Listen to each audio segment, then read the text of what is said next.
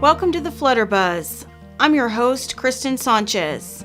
Thanks for joining me in this episode where I'm going to discuss the different types of plants to grow in your garden to attract all the wonderful pollinators. Get ready for the buzz.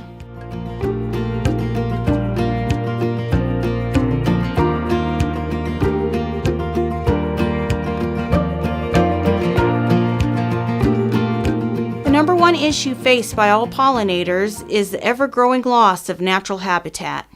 As cities and towns grow, there are less and less places for wildlife to thrive, especially for insects, which are mostly seen as pests. In an ever-growing trend, municipalities are spraying and maintaining urban plots of land to control mosquitoes and flies, which put stress on the beneficial insect species. To help, we want to grow pollinator-friendly gardens to give our friends an oasis in the urban landscape. But pollinators need more than just any old garden. They need a garden full of the different types of plants to meet all their specific needs. One of the top priorities in nature is to find food. Feed them and they will come. Supply them with the food source by planting nectar plants. Flowers produce nectar to attract pollinators, and in turn, pollinators help in plant reproduction. And now for this episode's Pollinator Spotlight. This episode's Pollinator Spotlight is on the western pygmy blue butterfly. This butterfly is native to western parts of the U.S., from the Texas coast, ranging west to California, and north up to Oregon, and throughout the Midwestern states. It is most common in dry areas. It's a butterfly that thrives in alkaline habitats. They like desert and salt marsh areas where they host on pigweed, lamb's quarters, and saltbush. It is the smallest butterfly in North America. They are easily missed because they fly fast and close to the ground. They don't stay still very long, making it hard to get a close look. There isn't much detailed information available on this species. It's a butterfly I look forward to learning more about. To attract more western pygmy blue butterflies to your garden, let some of your weeds grow in a dry area. Lamb's quarters, also known as goosefoot, are a native to my area and provide a host plant for these butterflies. They can grow large and aren't as showy as some plants. It is edible for both western pygmy blue caterpillars as well as ourselves. It's also an excellent nectar plant for the adult butterfly because its small blooms are perfectly sized. What pollinator would you like to see featured in the Pollinator Spotlight? Send your request to questions@theflutterbuzz.com. This Pollinator Spotlight has been brought to you by me. Subscribe, like, and click the notification bell. Now, back to our podcast. The second priority is insect reproduction. Host plants are used by different pollinators to feed their offspring. Many butterfly and moth larvae eat only specific species of plants. For example, the monarch butterfly caterpillar only eats species of the milkweed family. Many others feed on the leaves of native trees and bushes, so keep this in mind when picking trees for your property. Nectar and host plants also attract other inhabitants such as aphids and spider mites. This helps many other pollinator species by supplying hosts and food for their growing offspring. The larvae of lacewings and hoverflies depend upon these small, soft-bodied insects to thrive and develop into amazing little pollinators. Many plants provide both nectar and hosting. Plant and pollinator benefit by helping each other with reproduction. There are many species of plants that are specific to different growing zones, so it's important to research your area to find out which are best for you.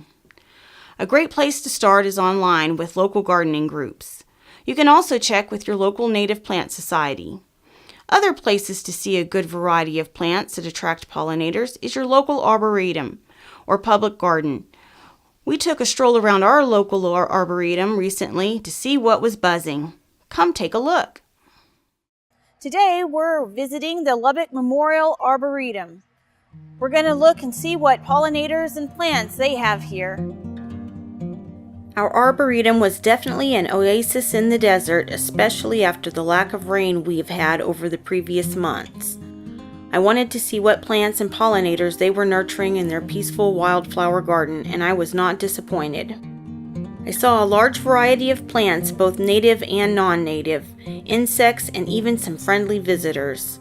I saw some wonderful plants including native salvias, blanket flowers, and Maximilian sunflowers, which are great plants to attract pollinators.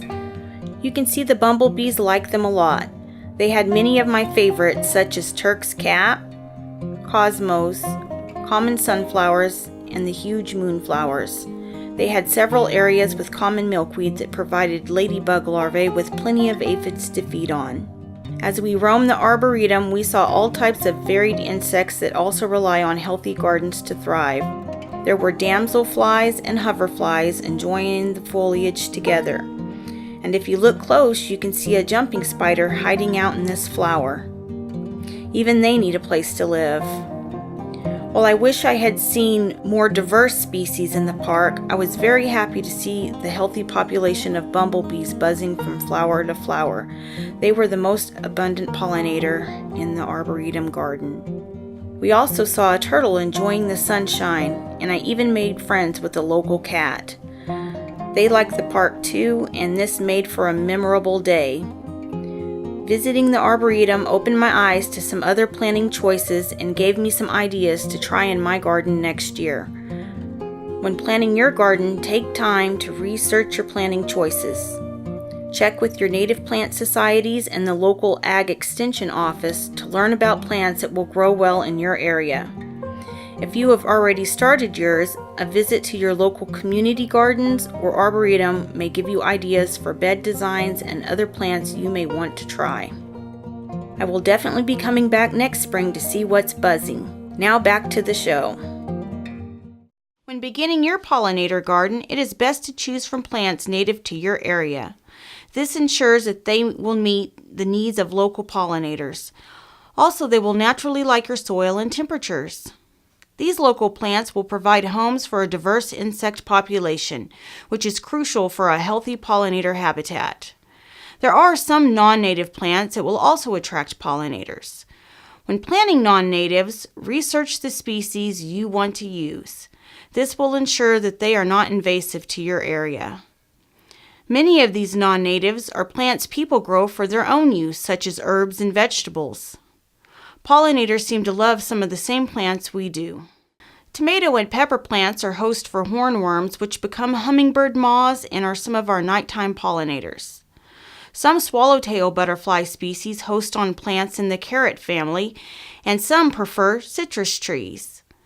There are benefits to growing pollinator-friendly plants amongst your vegetables. Milkweed, for example, is the best pest trap I have found.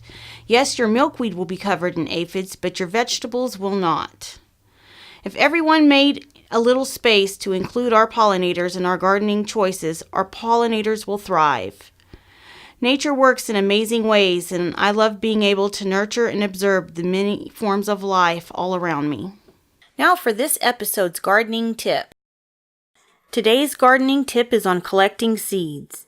An easy way to expand your garden is by collecting seeds from your current pollinator plants.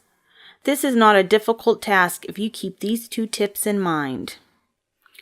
First, give the seed pod enough time on the plant to mature completely. Seed pods are ready to harvest once they turn yellow or brown and the seeds are easily loosened. If the seeds are collected too soon, they may not be viable. Once a seed pod is harvested from the plant, it can no longer absorb nutrients needed to produce mature seeds. You can see the difference in these dense blazing star seeds. The mature seeds are dark and dry, while the immature seeds are still moist and green. The second tip is store your seeds so they can dry completely. If seeds are stored with too much moisture, mold can begin to grow and cause seeds to decompose. I collect and store my seeds in paper bags. Paper bags can breathe and will help keep the seeds dry and viable until starting season arrives. Thanks for watching this episode of The Flutterbuzz. Next month I will be attending the Pollinator Festival in San Antonio, Texas. I hope to do a live stream from there, but if that is too complicated, I will try to capture my visit and share it here. If you have any questions about pollinators or pollinator gardening, please send them to questions@theflutterbuzz.com or join our Facebook group and post your questions there. You can follow us on Facebook and be sure to subscribe for more great content. Next time on the Flutterbuzz, I'll be preparing to overwinter my tropical plants and will share my tips with you.